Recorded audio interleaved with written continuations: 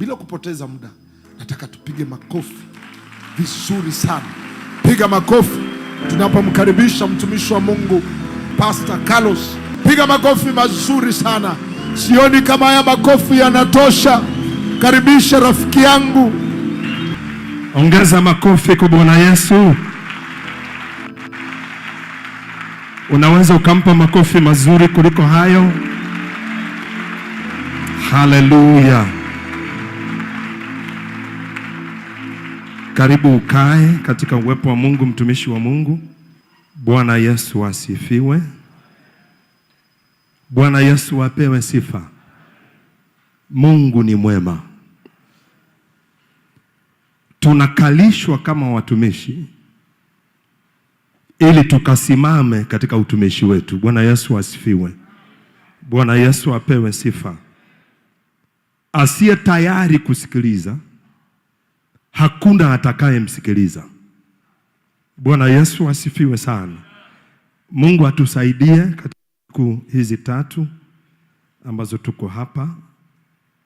Mungu akawekeze ndani yetu kitu ambacho milele kitabadilisha huduma zetu. Bwana Yesu asifiwe. Bwana Yesu apewe sifa.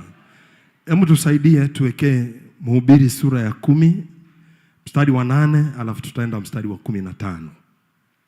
Mhubiri sura ya 10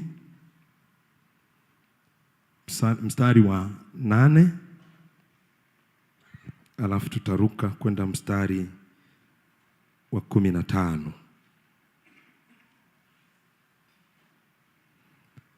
10 na 15, samahani, 10 na 15. 10 na 15. 10. Mhubiri 10:10, alafu tutaenda 15.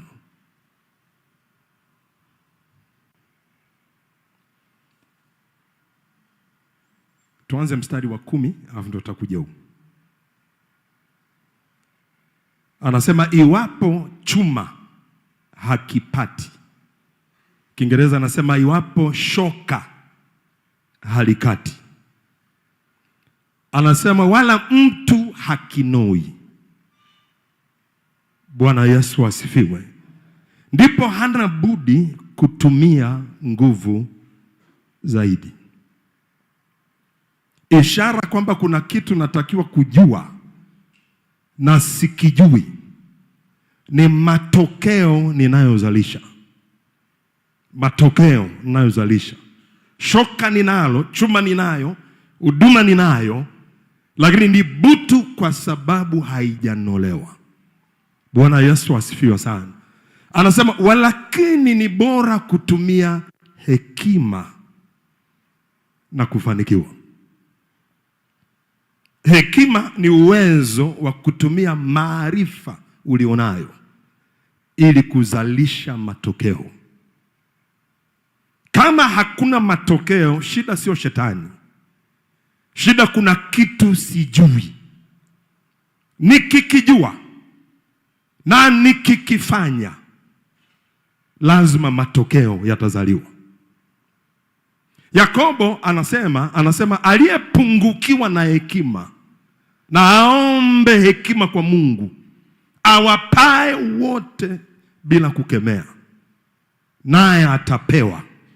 Na hiyo hekima ndio inabadilisha kabisa kile ambacho tunakifanya. Mstari wa 15 anasema kazi yao wapumbavu.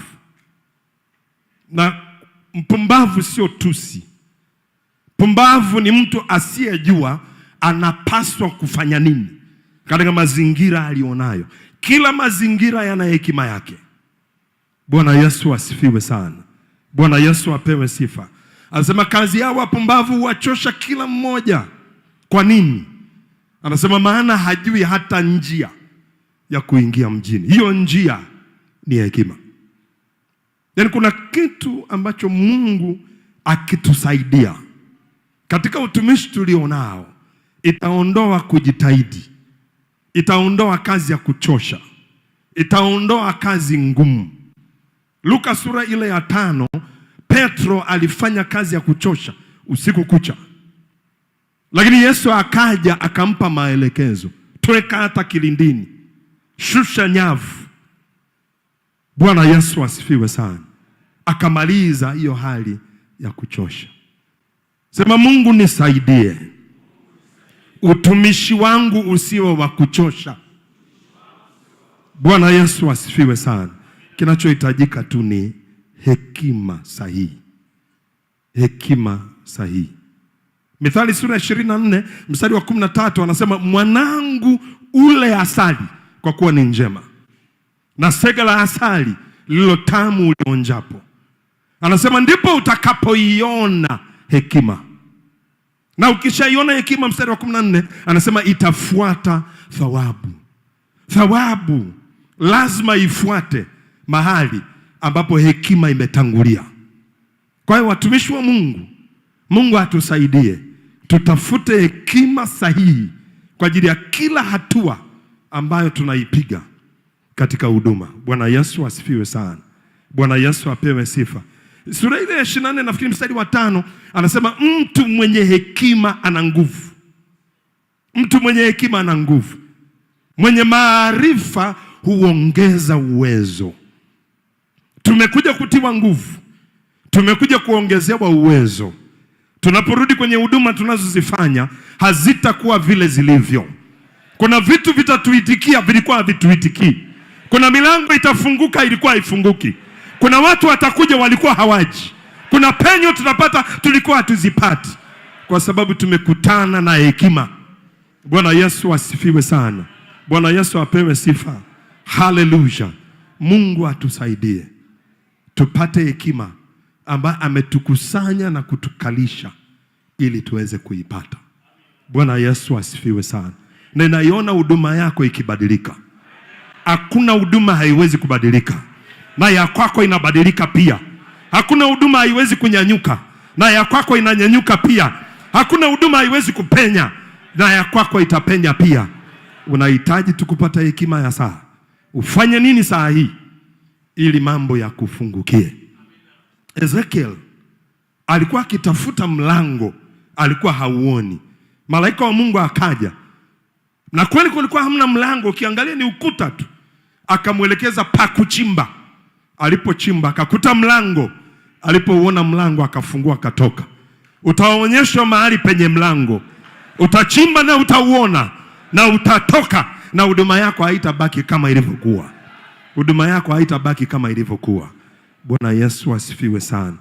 Unajua kwa nini we ni mtu wa muhimu? Yesu alisema, unajua Yesu kuna mahali alifika akayaangalia makusanyo. Makutano. Walikuwa wamechoka na kutawanyika kama kondoo wasio na mchungaji. Akasema mavuno ni mengi, watendakazi ni wachache. Mwombeni Bwana mavuno apeleke watendakazi katika shamba lake. Hii kazi tunayofanya sio kwamba tuko wengi. Sisi watumishi jamani hatuko wengi. Mavuno ni mengi kuliko sisi. Katika uchache wetu tunahitaji hekima ya Mungu ili tuweze kufanya kazi kuliko ambavyo imewahi kufanyika. Bwana Yesu asifiwe sana. Na ni maombi yangu na dua, Mungu akaweke ndani yetu hekima yake. Tukitoka kwenye semina hii, tukitoka kwenye chuma unoa chuma, tufike huko tumenolewa. Bwana Yesu asifiwe sana. Bwana Yesu apewe sifa. Somo ambalo nimeombwa au jambo ambalo nimeombwa nizungumze na watumishi wenzangu ni kwa habari ya baba katika huduma, na nimeipa kichwa hamna baba wengi. Hamna baba wengi. Amos sura ya 9 mstari wa 11 na 12 unatuwekea maandiko. Amos sura ya 9 mstari wa 11 na mstari wa 12. Sasa kabla sijasoma hili andiko, katika Agano la Kale kulikuwa na majengo matatu ya ibada. Tunayajua sana mawili. Kuna moja halijulikani sana. Lakini kwenye Agano la Kale, taifa la Israel, kulikuwa na majengo matatu ya ibada. La kwanza lilikuwa ni ile maskani ya kukutania ya Musa, ambayo ilikuwa ni jengo la ibada kule jangwani. La tatu lilikuwa ni hekalu la Sulemani, Na wengi tunajua kuhusu maskani ya Daudi, tunajua kuhusu hekalu la Suleiman. Hili jengo ambalo naenda kulisoma lilikuwa linaitwa maskani ya Daudi. Maskani ya Daudi. Na utofauti wa maskani ya Daudi, tofauti na maskani ya Musa, tofauti na hekalu la Suleiman. Hekalu la Suleiman na maskani ya Musa ilikuwa ni kwa ajili ya Israel. Lakini Daudi alimuinulia Mungu maskani.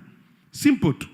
Mahali ambapo sanduku la agano litafunikwa, lisinyeshewe na mvua, lisipigwe na vumbi. Mahali ambapo sio Israel tu wanaweza wakaja wakamwabudu Mungu aliye hai. Mataifa wanaweza wakakuja kumwabudu Mungu aliye hai. Wakati Daudi anajenga lile jengo, anaweka lile hema, Daudi alikuwa anaona kinabii kwamba kuna siku inakuja, sio Israeli peke yake watakuwa ni watu wateule wa Mungu. Miongoni mwa mataifa atajitwalia watu wateule, watu waliookoka, uzao mteule, ukuhani wa kifalme, watu taifa la Mungu, watu wa milki ya Mungu. Aliona kwa jicho la kinabii, na Roho Mtakatifu ndani yake akamsukuma kuweka hili jengo. Katika hizi maskani mbili ya Musa na maskani na hekalu la Suleiman, dhabihu zilikuwa zinatolewa, ng'ombe walikuwa wanachinjwa, kondoo walikuwa wanachinjwa. Lakini katika maskani ya Daudi, sadaka na dhabihu ilikuwa ni sifa na ibada za watu wa Mungu. Bwana Yesu asifiwe. Sasa anasema siku hiyo nitainua tena maskani ya Daudi. Katika siku zetu, maskani ambayo Mungu anainua tena ni maskani ya Daudi. Na kila maskani katika zile maskani tatu zilikuwa zina mfano, zina pattern ya namna ambavyo mambo yatafanyika katika agano jipya. Sasa Mungu anatusaidia ili tusihangaike na vitu vingi, ili tujue mpango wake wa siku za mwisho ni upi. Mpango wake wa siku za mwisho ni maskani ya Daudi iliyoanguka na kuziba mahali palipobomoka. Nami nitayainua magofu yake. Hata inua hema la Musa, hata inua hekalu la Suleiman, atainua hii maskani ya Daudi na kuyajenga kama siku za kale, ili ifanye kile ilichofanya siku za kale. Na anazungumza kwa habari ya kanisa lake. Mstari unaofuata anasema, wapate kuyamiliki mabaki ya Edomu na mataifa yote yaitwayo kwa jina langu, asema Bwana afanyaye hayo. Kwa hii maskani itatumika kwa ajili ya kuyafikia mataifa. Biblia inaposema mataifa, inazungumzia kila asiye Myahudi kwa kuzaliwa. Mimi na wewe ndio hayo mataifa anayozungumzia.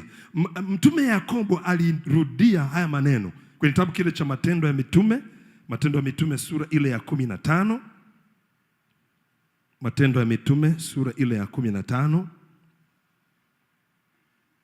Utaandika mstari wa 12, utasoma mstari wa 12 mpaka 18, lakini tutasoma tu mstari wa 16.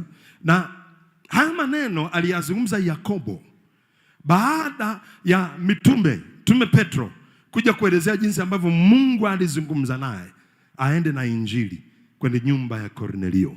Wayahudi wao waliamini kwamba Yesu ametumwa kwao, kwa sababu Yesu aliwahi kusema, sikutumwa ila kwa kondoo waliopotea wa nyumba ya Israeli. Huduma ya Yesu ilikuwa ni kwa kondoo waliopotea wa nyumba ya Israeli, ila hatima ya Yesu ilikuwa ni kwa ajili ya ulimwengu mzima. Sasa anarudia yale maneno ya kitabu cha Amosi kwenye mstari wa 16. Mstari wa 16 anasema, baada ya mambo haya nitarejea, nami nitajenga tena nyumba ya Daudi iliyoanguka. Nitajenga tena maanguko yake, nami nitaisimamisha, ili wanadamu waliosalia wamtafute Bwana.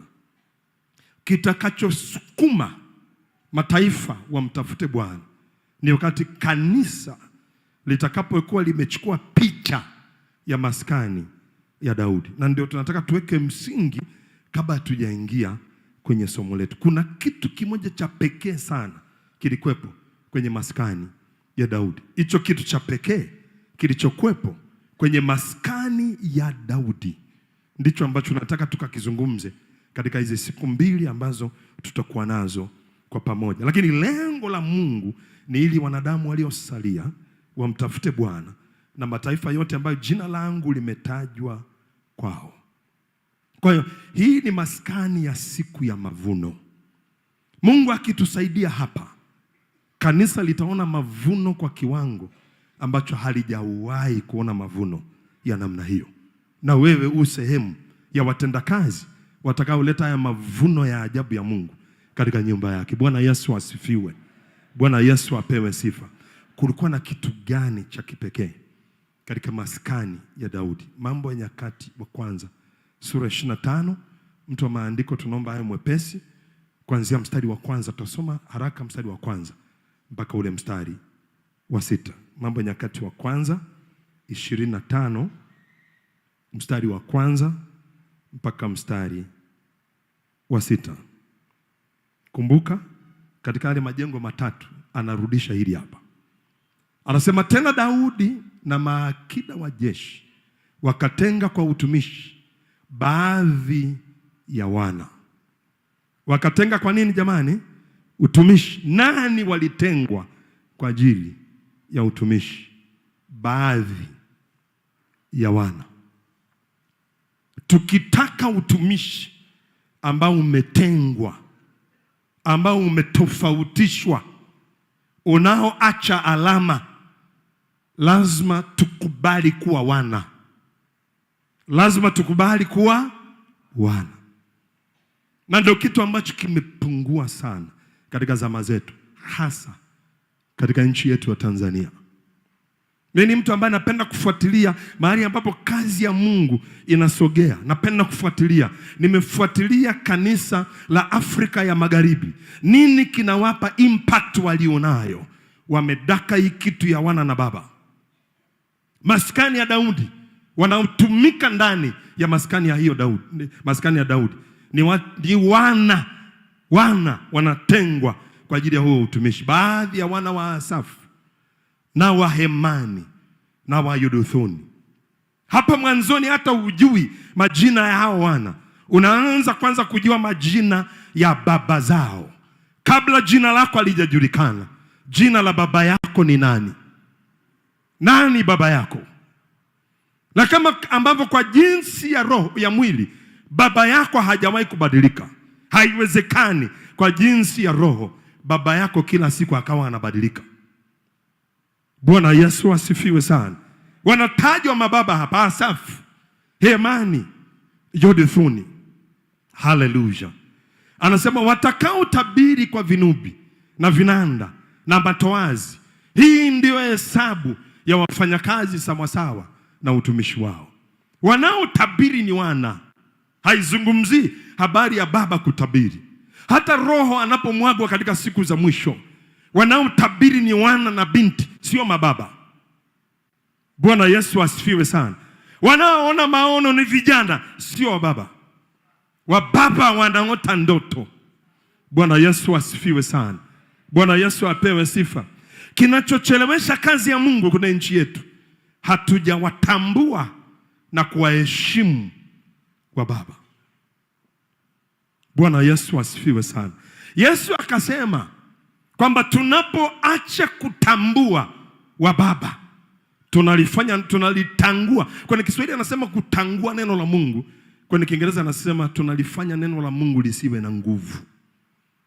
Neno la Mungu halitakuwa na nguvu ya kubadilisha kizazi chetu mpaka tuwe na uwezo wa kutambua wababa. Mstari unaofuata wa pili, wa wana wa Asafu.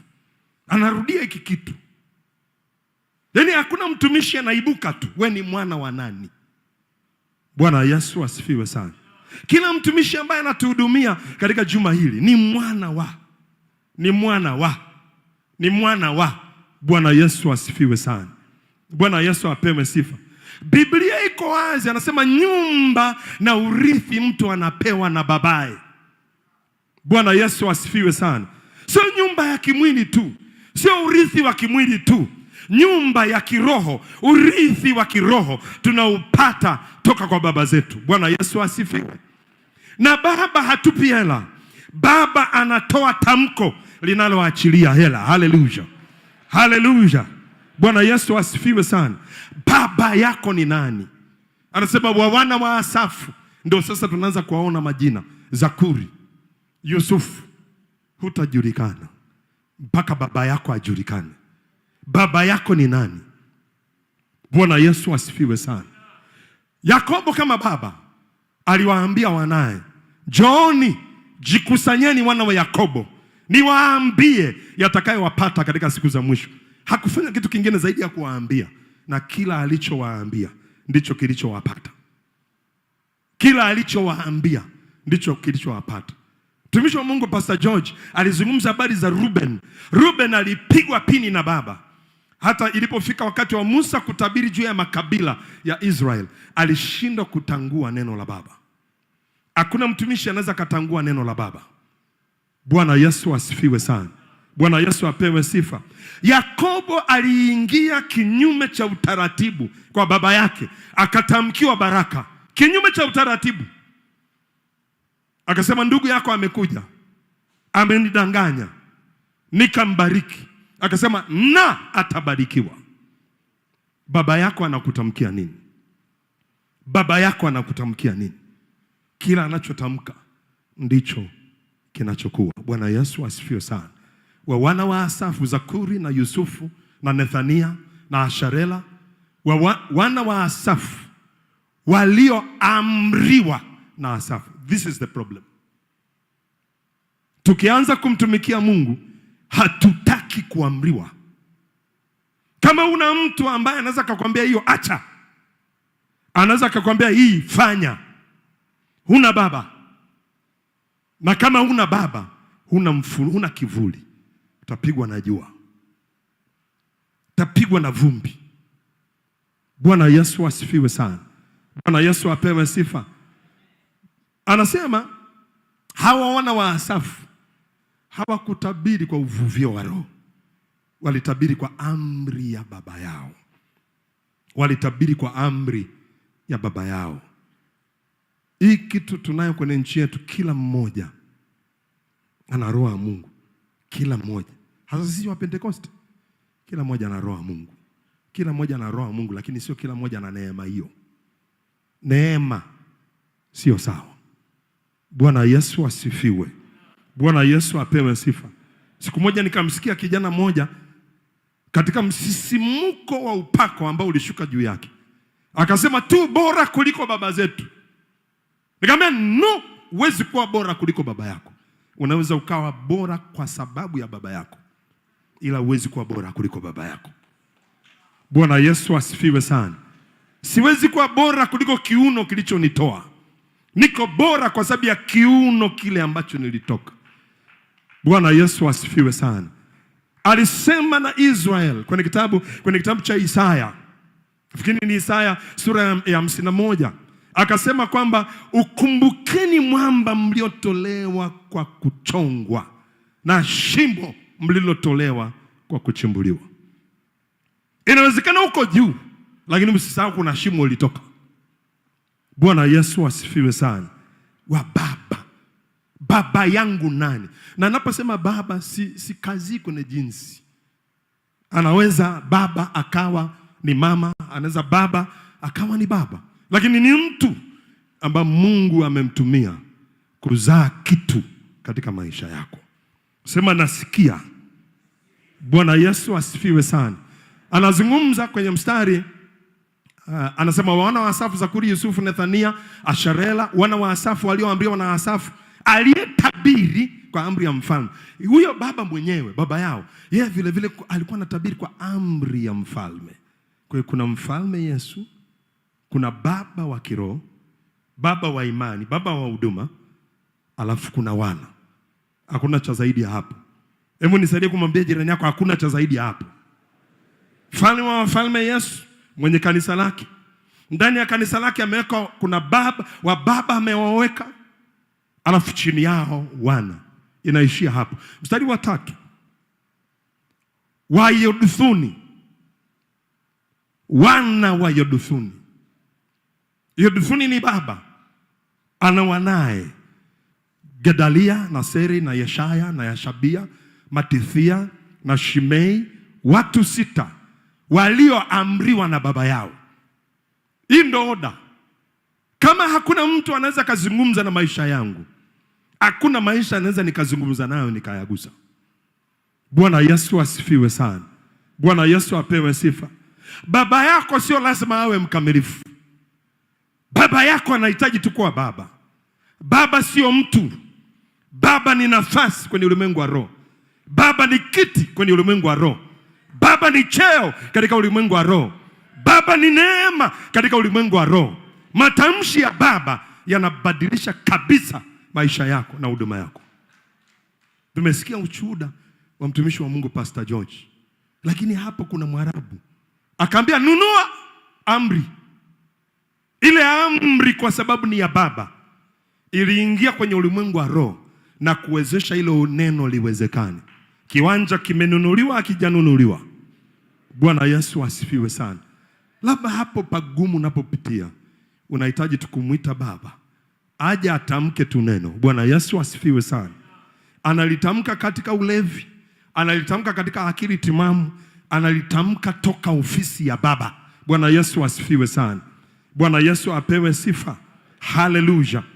Anasema Wayeduthuni, wana wa Yeduthuni, Gedalia, Naseri, na Yeshaya, na Ashabia, na Matethia, na Shimei, watu 6 walioamriwa na baba yao Yeduthuni, mwenye kinubi, aliyetabiri katika kumshukuru na kumsifu Bwana.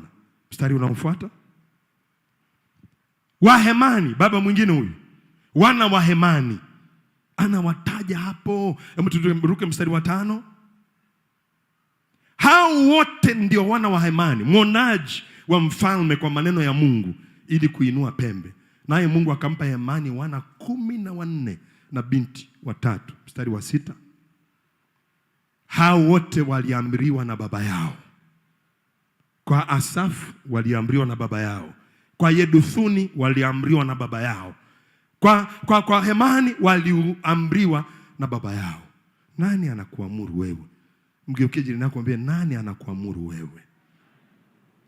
Unajua sisi kwenye utumishi wetu kwenye ujana, mimi nimeshawahi kuwa mtumishi kijana. Baba akitoa amri unaona kama vile anakubana. Baba hakubani. Na kama anakubana ili kukuachilia. Bwana Yesu asifiwe sana. Ukibanwa leo utaenda mbali. Ukinyenyekea leo utaenda mbali. Kuna mama mmoja kwenye Biblia alikuwa anaitwa Hajiri. Hajiri aliteswa na bibi yake Sarai.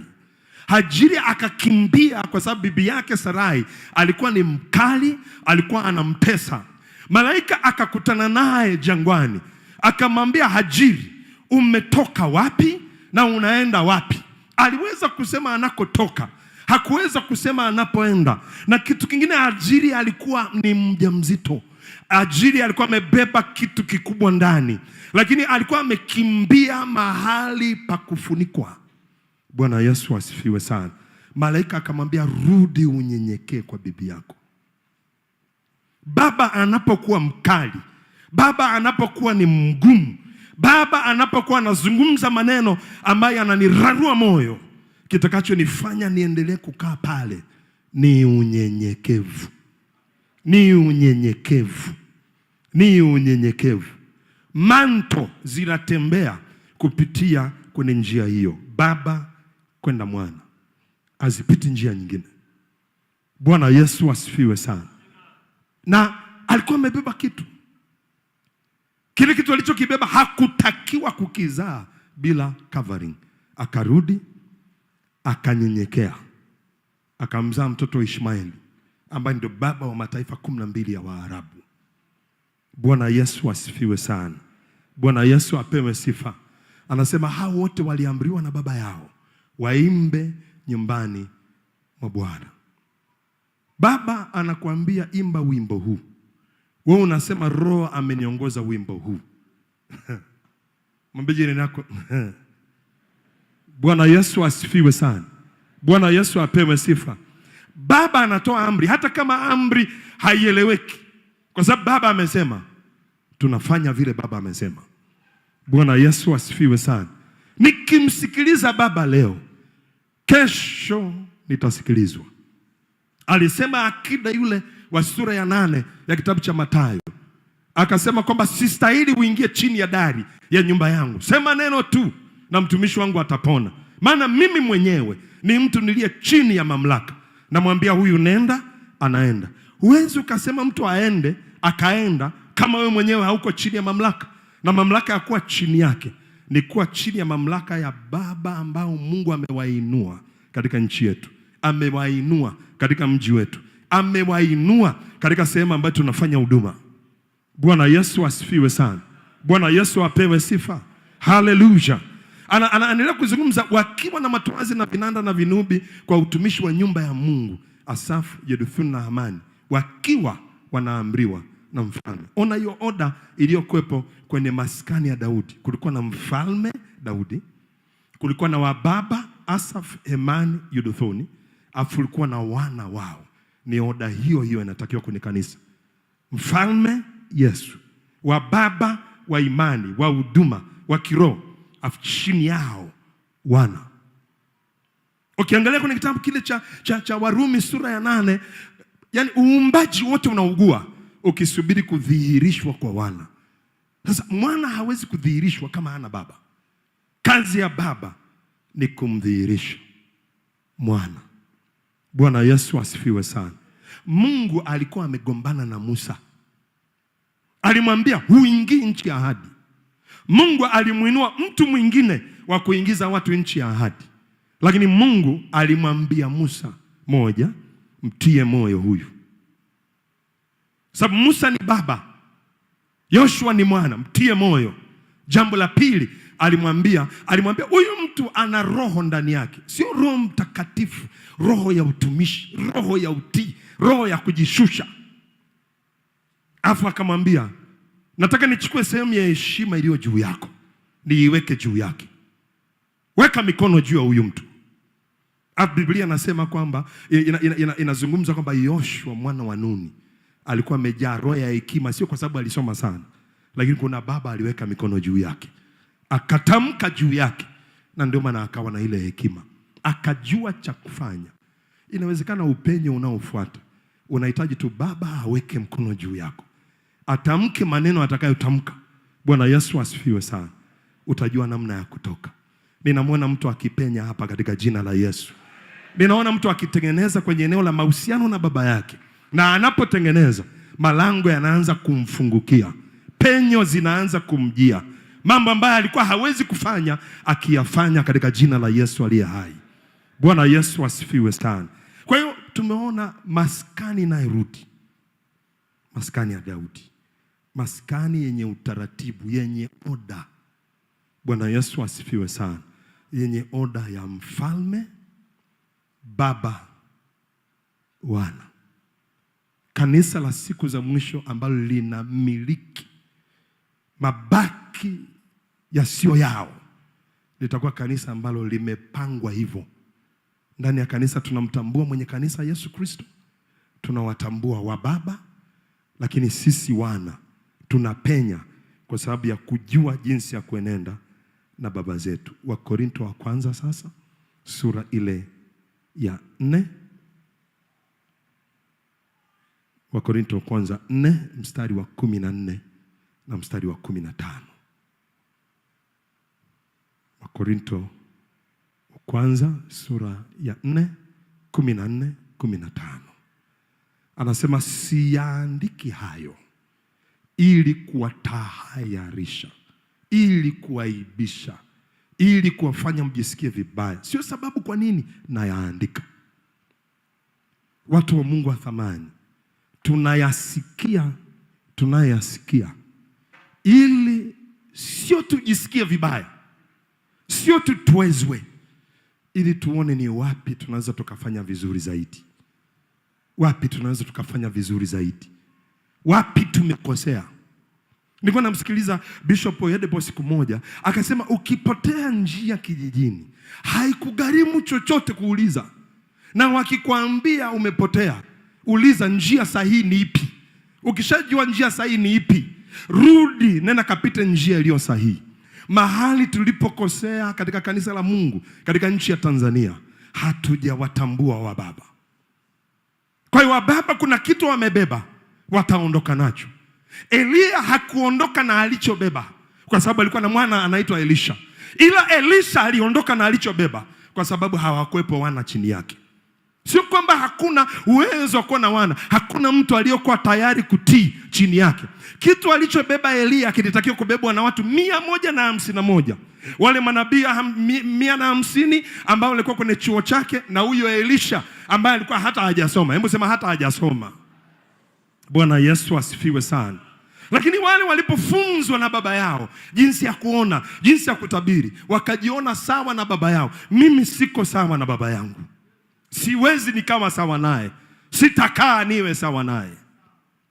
Bishop huyo ndipo alisema siku moja, akasema Mungu amenisaidia, nimeweza kufungua makanisa mengi, nimejenga shule ya Biblia kubwa kuliko ya baba yangu Kenneth Hagin. Lakini siku nitakapodhani mimi ni mkubwa kuliko Kenneth Hagin, ndio siku kila kitu nilicho nacho kitapotea. Ni mara nyingi, mara 100 nyingi yuko alivyo kwa sababu ya baba waliopo katika maisha yake. Bwana Yesu asifiwe. Bwana Yesu apewe sifa. Kuna wengi wetu katika nchi hii tunataka watu watuite baba, wakati sisi tunatakiwa kuwaita wengine baba. Shida ya nchi ya Tanzania, mayatima ni baba. Kwa hiyo laana ya uyatima inaendelea toka kizazi hata kizazi. Yesu akasema sitawaacha kama yatima. Roho ya uyatima katika nchi hii kavunjike kwa jina la Yesu. Pale tulipokosea, rehema za Mungu zikaachiliwe.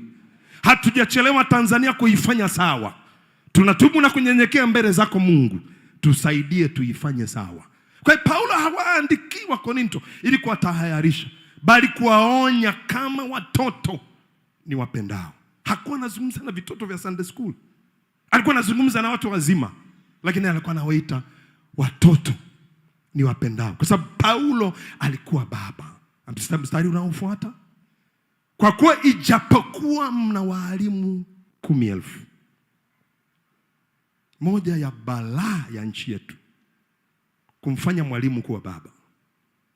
Lazima utofautishe walimu na baba yako. Bwana Yesu asifiwe. Anasema walakini hamna baba wengi. Baba sio wengi. Baba sio wengi. Faida ya baba, amepatia na kukosea. Anajua mahali mashimo yalipo, anajua mahali mitego ilipo, anajua namna sahihi ya kufanya. Kila alichojifunza kwa miaka 30-40 anakuambia kwa chini ya saa moja, na matokeo ya miaka 30-40 unayapata baada ya muda mfupi, kwa sababu huanguki kwenye mitego aliyoanguka yeye. Alianguka akatoka ili aje ainue kizazi. Wanajua mitego ya adui iko sehemu gani. Bwana Yesu asifiwe. Bwana Yesu apewe sifa. Anasema walakini hamna baba wengi.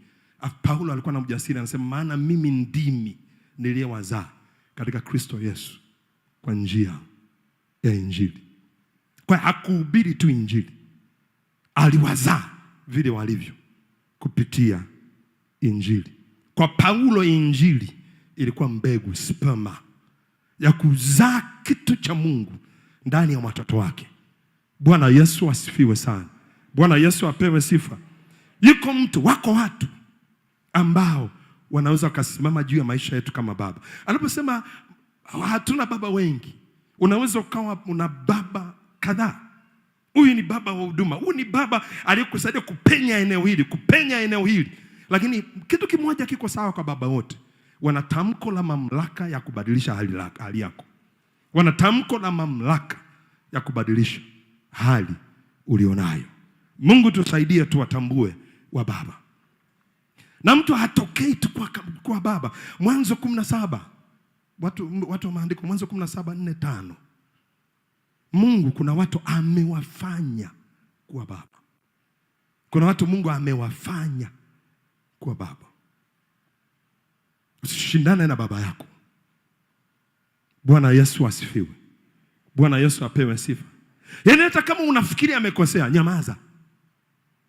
Ili asipoteze nafasi ya baba, au usipoteze nafasi ya mwana, ukakata mrija wa baraka kuja katika maisha yako. Bwana Yesu asifiwe sana.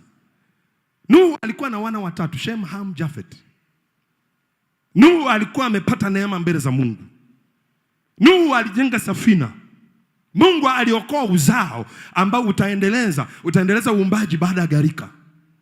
Lakini kwa sababu ni mwanadamu, baada ya kutoka kwenye safina, alipanda mzabibu, alafu akatengeneza divai, akanywa, akalewa, akalala uchi katika hema yake. Wa kwanza kumwona alikuwa ni Hamu. Alipomwona baba yake alikuwa na nafasi au kumcheka au kumfunika baba yake. Unakichekaje kiuno ulichotoka? Unakichekaje kiuno ulichotoka? Hamu akatoka akaenda akawaambia ndugu zake, baba, unamwona baba fala, hana akili, mtumishi gani wa Mungu huyu, kalala uchi, kalewa. Shem na Jafet wakachukua vazi, waliogopa hata kuangalia utupu wa baba yao, wakarudi nyuma, wakamfunika baba yao. Kila baba hata aelewe vipi, kuna siku atalevuka. Kila baba hata akosee vipi, kuna siku atatambua. Akalevuka, akasikia kitu ambacho Hamu amemfanyia. Alitamani amlaani Hamu, lakini kwa sababu Mungu alishambariki Nuhu na wanawe, akasema kilichobarikiwa na Mungu mimi siwezi kulaani. Akaenda kwa uzao wa Hamu, akamlaani Kanaani, na ile laana ilisimama. Hakuna aliyeweza kutangua. Yale makabila 7, mataifa 7 yaliyokuwa nchi ya ahadi ambayo Israeli waliwaondoa, walitokana na mjukuu wa Nuhu, Kanaani. Bwana Yesu asifiwe sana. Unaendaje na baba yako? Unapoenenda na baba kuna mipaka. Neno la kinabii la Yakobo juu ya Ruben, akawaambia, wewe ni mzaliwa wangu wa kwanza, wewe ni malimbuko yangu, wewe ni nguvu yangu, lakini umevuka mpaka kama maji. Jifunze kutokuvuka mpaka na baba yako. Weka mipaka na baba yako. Usimzoee baba yako. Neno moja kutoka kwa baba linaweza likakutengeneza au likakuvunja. One word from your father can make you or break you. Bwana Yesu asifiwe sana. Akasema usiwe na ukuu. Basi akamaliza hivi. Alafu akamwambia, kwa sababu gani? Umekipandia kitanda cha baba yako. Ruben, ungekuwa unaniheshimu, usingepanda kwenye kitanda changu. Ruben, ungejua jinsi ya kuweka mipaka, usingemgusa mama yako. Usiwe na ukuu. Alipokuja Musa kwa Ruben, anatamka baraka juu ya makabila ya Israeli, akatamka juu ya Ruben, uishi lakini usiwe mkuu. Baba akishasema, hakuna mtumishi anaweza katangua, haijalisha na upako gani. Musa alikuwa mnyenyekevu kuliko watu wote. Musa alikuwa anazungumza na Mungu ana kwa ana. Bwana Yesu asifiwe sana. Alishindwa kutangua kile baba amesema, lakini pia kile ambacho baba ameweka hakuna anaweza kaondoa. Hakuna anaweza kaondoa. Mungu tusaidie, tuwajue wa baba waliopo katika nchi, katika mji, katika eneo. Tusivuke mpaka nao ili wakatamke. Bwana Yesu asifiwe sana. Mwanzo 17 mstari wa 4 na wa 5. Mwanzo 17:4 na 5, watu wa maandiko. Anasema, mimi agano langu nimefanya nawe, nawe utakuwa baba wa mataifa mengi. Ina maana huyu baba Ibrahim, haya mataifa mengi watamwita baba. Niseme tu kitu kimoja ili nisije nikasahau kusema katika hii siku mbili. Nyumba ambayo tayari ina baba, uweze ukaingia na wewe ukawa baba. Ogopa kuitwa baba kwenye nyumba ambayo tayari ina baba. Nyumba hii baba yake ni George Mukabwa. Haiwezi katokea mtu mwingine ndani ya nyumba hii akakubali kujiita baba. Ndio utakuwa umevuka mpaka. Ndio itakuwa ni kupandia kitanda cha baba yako. Bwana Yesu asifiwe sana. Bwana Yesu apewe sifa. Wakati unapofika wawana kuwa baba, hawawi baba nyumbani kwa baba yao. Wanatoka kwa baraka ya baba, alafu wanaenda kuwa baba. Bwana Yesu asifiwe.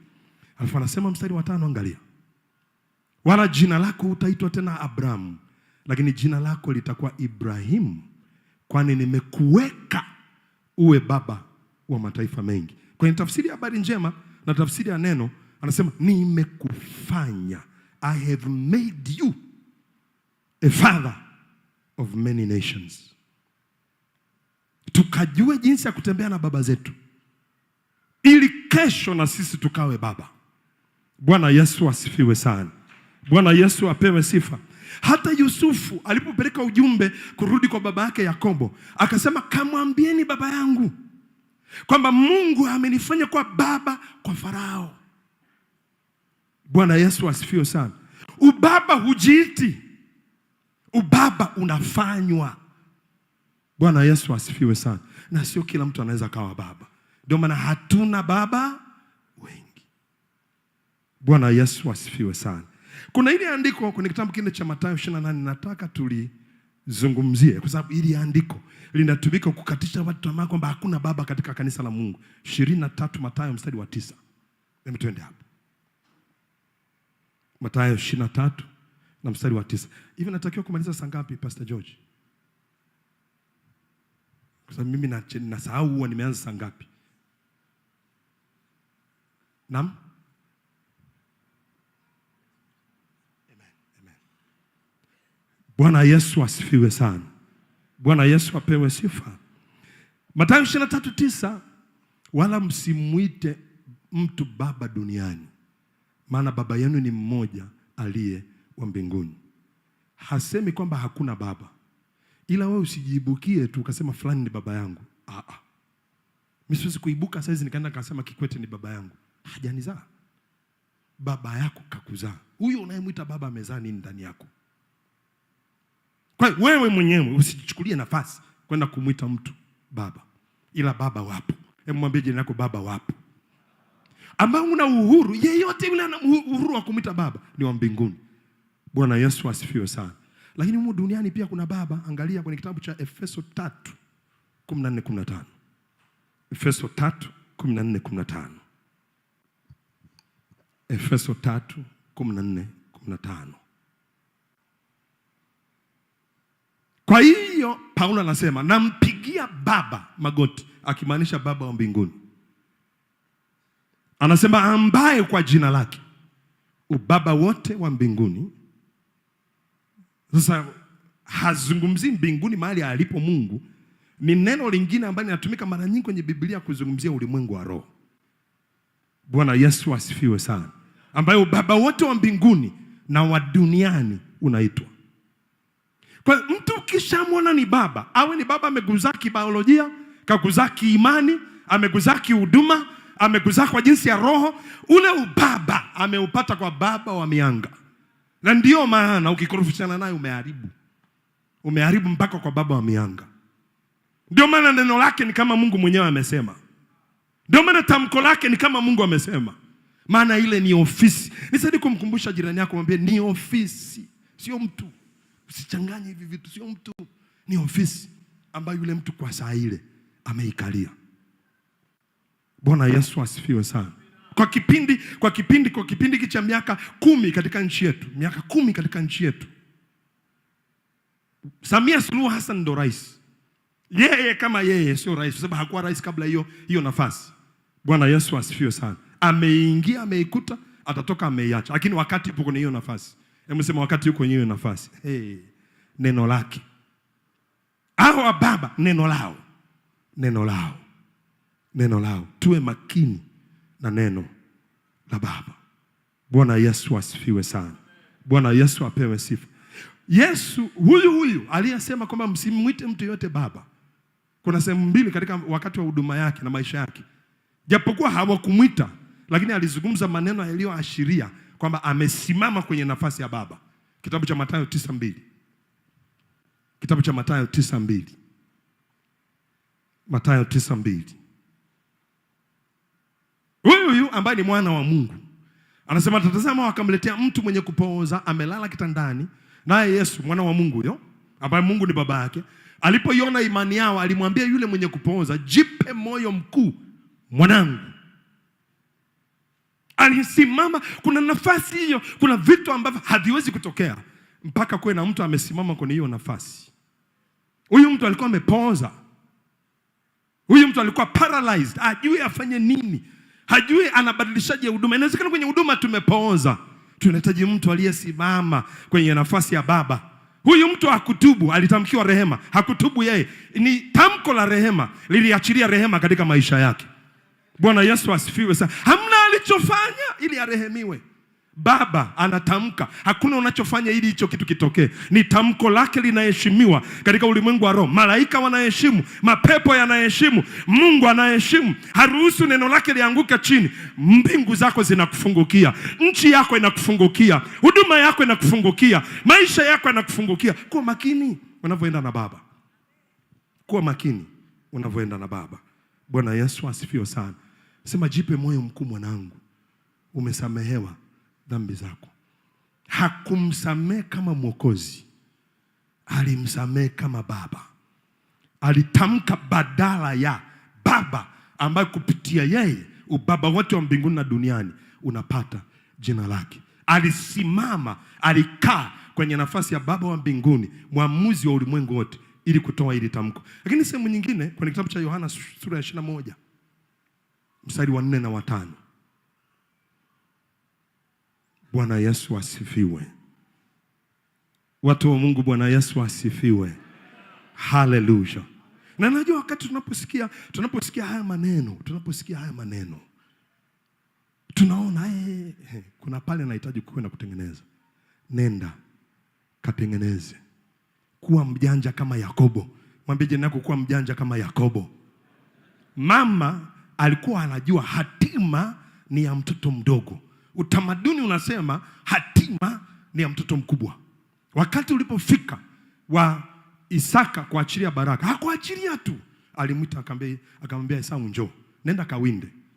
Kawinde mnyama kama yule ambaye mimi nampenda. Mtengeneze vile nimpendavyo. Mlete nimle. Nafsi yangu ifurahi, ikubariki. Anayebariki ni Mungu, lakini through the agency of men. Bwana Yesu asifiwe sana. Bwana Yesu apewe sifa. Mungu atazungumza wapi umsikie? Anazungumza kupitia watu wa Baba. Sasa mama akasikia. Na mama anajua huyu mzee anapenda chakula cha namna gani. Akamwambia Yakobo, kanikamatie tu nyama mlaini, nitamtengeneza. Afu taingia kabla kakako hajarudi, uchukue hiyo baraka. Jua jinsi ya kuchukua baraka. Mwambie jirani yako, jua jinsi ya kuchukua baraka. Jua jinsi ya kuchukua baraka. Yakobo akasema, sitaonekana kwamba nimemdanganya baba alafu nitajipatia laana. Mama akasema, hiyo laana itakuja juu yangu, haitakupata wewe. Maana kama shumuru katika kuruka kwake, mbaye wao katika kutangatanga kwake, laana isiyo na sababu haimpati mtu. Bwana Yesu asifiwe. Akaenda akafanya hivyo. Alafu kwa sababu Esau alikuwa na malaika wengi, ngozi ile ile yule mnyama alimvalisha katika mikono. Aise, itakuwa Esau alikuwa na malaika aise. Mpaka ngozi ya mnyama inabidi afunikwe. Afu akamvalisha nguo ya kaka yake. Akaingia. Sasa Isaka, sauti ya Yakobo. Ila ladha ya chakula ni kama ile anayopenda. Harufu ya mavazi ni ya kaka yake na Yakobo. Akamuuliza, wewe ni Esau kweli? Akasema, mimi ni Esau. Umepataje mnyama mapema hivi? Akatumia matamko ya kiroho. Akasema, Bwana Mungu wako amenifanikisha haraka. Akala. Akasema, hebu sogea hapa. Akimshika malaika Esau, akimkumbatia, harufu ya Esau, akatamka baraka. Hebu sema, akatamka baraka. Tena alitamka kimakosa. Esau alipokuja mpaka Isaka alitetemeka. Akasema, ndugu yako amekuja kwa hila, amechukua baraka, nimembariki. Anasema, na atabarikiwa. Nobody can remove the blessing of a father from your life. Hakuna awezaye kuondoa baraka ya baba katika maisha yako. Haleluya. Haleluya. Yohana 21:4 na 5. Hata asubuhi kulipokucha, Yesu alisimama ufuoni, walakini wanafunzi hawakujua ya kuwa ni Yesu. Mara ya pili anasimama kwenye nafasi ya baba. Mstari unaofuata, basi Yesu akawaambia, wanangu, Bwana Yesu asifiwe sana. Kwa sababu inamhitaji baba atamke ili swala zima la provision in ministry li turn around. Swala zima la kupata unachokihitaji kwa ajili ya kufanya huduma kiweze kubadilika. Anasema mna kitoweo? Wakamjibu la. Akatoa maelekezo cha kufanya. Baba anayo maelekezo ambayo tukifuata hali yetu itabadilika. Mungu atusaidie tukasikie maelekezo yatokayo kwa baba ili hali yetu iweze kubadilika. Bwana Yesu asifiwe sana. Bwana Yesu apewe sifa. Si katika kusema kila kitu. Kilichosemwa tayari, hata nisiposimama tena, tembea sawa sawa kwenye eneo la baba. Bwana Yesu asifiwe sana. Kuna watu tuko hapa kwenye seminar, ni vijana. Kuna watu wanatuita baba when you have no business whatsoever kuitwa baba. Nyenyekea mtu wa Mungu wa thamani. Unajua kwa nini Yakobo Ruben alipandia kitanda cha babake? Alijiona baba. Alijiona baba kama baba yake. Ilimpalia. Wale manabii 150 walikuwa wanajua kabisa kwamba Elia anaondoka. Taratibu za akiondoka ile manto lazima itashuka. Ile manto ilitakiwa kushuka kwa watu 151. Wakamwambia nini unajua Elisha? Wakasema hivi, unajua kwamba Mungu atamtoa bwana wako. Kwa ina maana kwamba Elia alikuwa ni bwana wake na Elisha, lakini hakuwa bwana wao. Japokuwa walikuwa wanaitwa wana wa manabii, jina tu. Lakini walikuwa hawajajua jinsi ya kutii chini ya baba. Inawezekana hata Elisha hakuwa na huo ufunuo wa wana, lakini aliambatana na Elia. Hakumwacha, usinisini kuacha. Akaambatana naye. Wakamwambia unajua atamtoa. Sema najua, nyamazeni. Mimi najua na kuna kitu nafanya na ninachojua. Nyie mnajua mnafanya nini na mnachokijua. Alafu alipofika Jordan, akayapiga yale maji yakafunguka. Akapita na Elisha akapita. Akajua sasa kwamba anatwaliwa. Akamgeukia. Kwa sababu umekuwa king'ang'anizi ya kunifuata. Kila nilipokuwa najaribu take off utaki, na kukwaza upo tu, na kukosea upo tu, na kufanyia kila gumu upo tu. Ungeweza kuhama huduma hujahama, upo tu. Tanzania leo ukikwaza huduma hii, unakwenda kwenye huduma hii. Jana baba yako alikuwa huyu, leo ni huyu, kesho ni huyu, kesho kutwa ni huyu. Hamna baba wengi, na wewe huna uamuzi wa kuchagua baba. Ni yule ambaye Mungu amemfanya kuwa baba juu ya maisha yako. Ni yule ambaye Mungu amemfanya kuwa baba juu ya maisha yako. Akasema omba lolote utakalo nikufanyie. Alimwomba kitu kigumu sana. Akasema ninaomba sehemu maradufu ya roho iliyo juu yako. Akasema umeomba kitu kigumu, lakini ukiniona wakati natwaliwa kitakuwa cha kwako. Hivi unafahamu Elisha alikuwa makini kiasi gani toka hapo? Bwana Yesu asifiwe sana. Hivi unafahamu alikuwa anakunywa kahawa isiyo na sukari kiasi gani? Wakati Elia amelala, anasema baba naomba tu hapo nije nifagie hapo ndani. Amelala, yeye yuko hapo pembeni anakunywa kahawa halali. Je, akimtoa wakati nimelala itakuwaje? Afu wakati ukafika, gari ya moto ikaja ikawatenga. Kawatenga kwanza. Bwana Yesu asifiwe sana. Akatwaliwa. Akapiga kelele, baba yangu, baba yangu, baba yangu. Panda farasi na magari yake. Aliposema tu hivyo, alipo acknowledge nafasi ya baba, vazi lile halikumwangukia. Hebu sema halikumwangukia. Likaanguka tu chini hapo. Alikuwa na uchaguzi wa kuacha upako gani? Ndio nasikia katika nchi yangu watu wanasema hatuhitaji upako wa Musa, tunahitaji upako wa Yoshua. Hakuna Yoshua bila Musa. Hakuna Yoshua bila Yoshua. Kwanza kuwa mtumishi wa Musa ndipo atakapotambulika kuwa mtumishi wa Mungu. Na katika utumishi wake lazima afanye sawasawa na yote ambayo baba yake Musa alimwelekeza. Kwa alichofanya, alirarua vazi lake. Weka kando huduma yake. Weka kando ndoto zake. Weka kando aspirations zake. Akachukua lile vazi, akalivaa. Manto ikaja juu yake. Na alipofika kwenye mto Yordani, kwa sababu hana ufunuo mpya. Unahitaji ufunuo mpya nini? Una ufunuo wa baba yako tayari. Akapiga kama baba yake alivyopiga, maji yakamfungukia.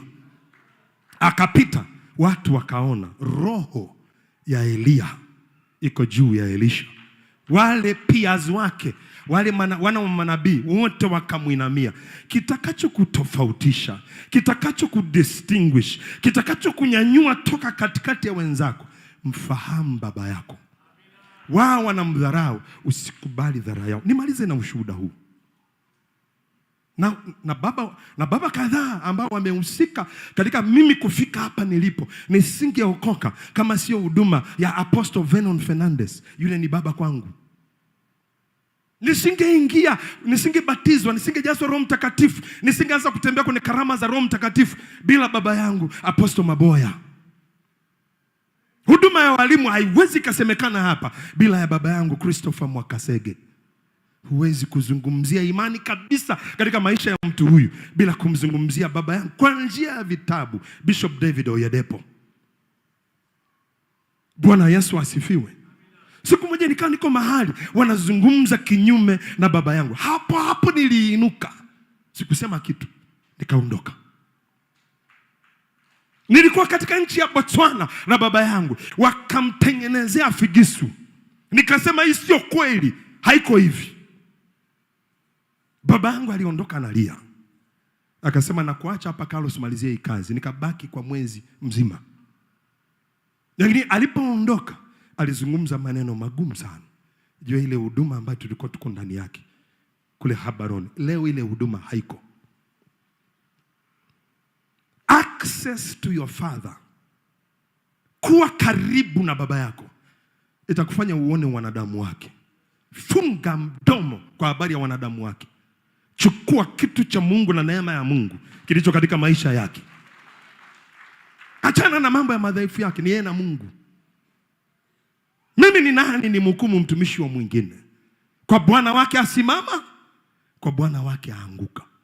Ukisikia wababa wanazungumza vibaya, toka kwenye huo mkutano. Na tukifanya kile ambacho tumesemeshwa na baba yetu aliyetoka hapa, kwanza unakuepo vipi mahali ambapo watu wanazungumza vitu vya namna hiyo? Unafanya nini hapo? Mgeukie jirani kwambie unafanya nini hapo? Unafanya nini kwenye nyumba za kahawa? Unafanya nini kwenye magenge ya soga? Unafanya nini hapo? Waheshimu baba zako. He who gives honor shall reap honor immeasurably. Nilikuwa namsikiliza Bishop Duncan. Siku moja walienda kwa baba yao, yeye na Bishop Oyedepo walienda kwa baba yao Benson Idahosa.